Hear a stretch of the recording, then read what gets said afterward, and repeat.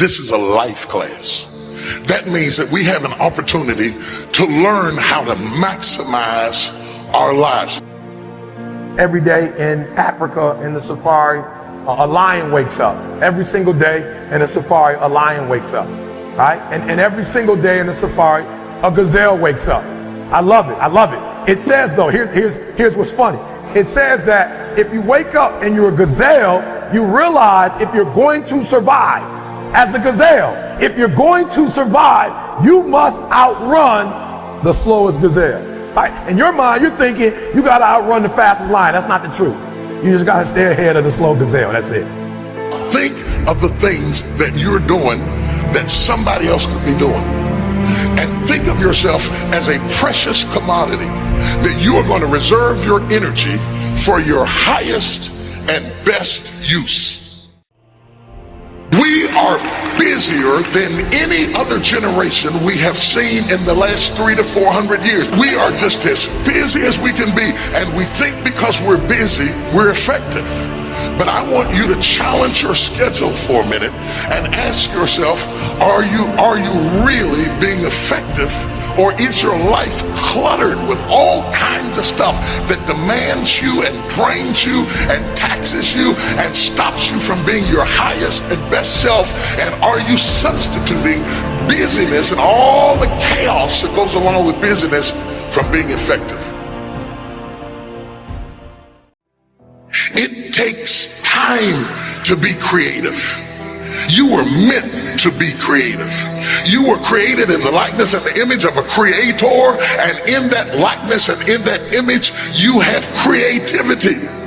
If you had time, you would be creative. The most important thing is to value our time. So what are you going to do with this time? How much of it do you think you've already used up? What are you going to do today?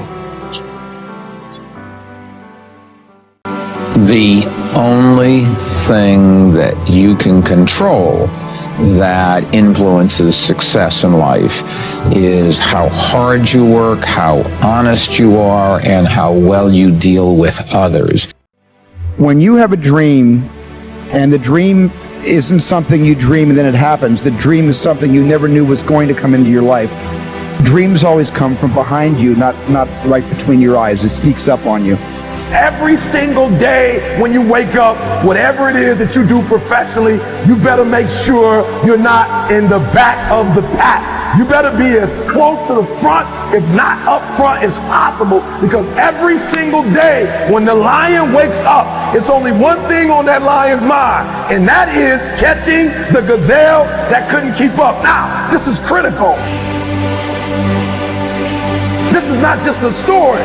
This is critical because what the gazelle realizes is that the way it operates, that the way it performs, that the way it goes about its daily business is contingent upon life and death. That if that gazelle does not do what he or she is supposed to do, it will be eaten by a lion. The story says that even if you are a lion, and you have the advantage, that when the sun comes up, if you're a gazelle or a lion, you better get to running. Because if you are a lion, a gazelle is still not going to come to you and say, just eat. When you wake up, nothing is going to come to you. I'm a lion, and when the sun comes up, I still have to get to running. Here's the challenge though. I asked myself when I read that story, that's what's on the surface. I read it and I started asking myself, E.T., what's the difference between a gazelle and what's the difference between the lion? What's the difference? I know that they're wired different, but what's the difference? And what I discovered is that the gazelle is running from something. I asked myself the question about the lion, and I said the lion is not running to be rewarded. The lion is running to eat. Every single day, the lion is running to eat. You've got to ask yourself, what's your why? What motivates you? What pushes you? What drives you? You can have it. You can be it. You can do it. But I've never been afraid of hard work, and I always tell people when I'm asked, and it's pretty often that I'm asked about dreams and achieving creative goals, that I always believe that the bridge between reality and a dream is work. And I always, in moments of despair and doubt and dark days, focus on the work. I show up and I work and I work and I work. You got to set yourself up to win. You got to set yourself up with a process that allows you to consistently grow, consistently enjoy your life, and consistently produce the results that you're really after. I was getting D's and F's, and the world was telling me I was a loser. My teachers were telling me a loser. My friends' parents weren't saying to my face that I was a loser, but I could see it in their eye. Like, I used to sit there as a 13, 14, 15, 16-year-old and look at my class and my teachers and like, I'm gonna show you. I'm gonna show all of you. You think I suck? I'm gonna be the biggest, best person on earth. I come here to remind you that there's only one thing you can do. The only thing you can do. The only thing that can trump your DNA. The only thing that is controllable. If you want it, if you want this, is work. Work.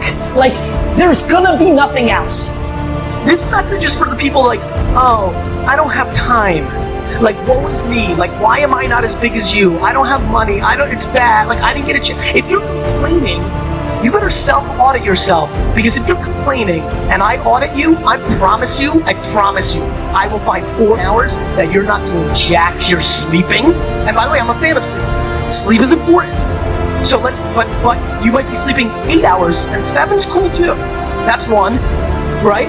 You're playing mobile games? Like, you've got time for Angry Birds and you're complaining?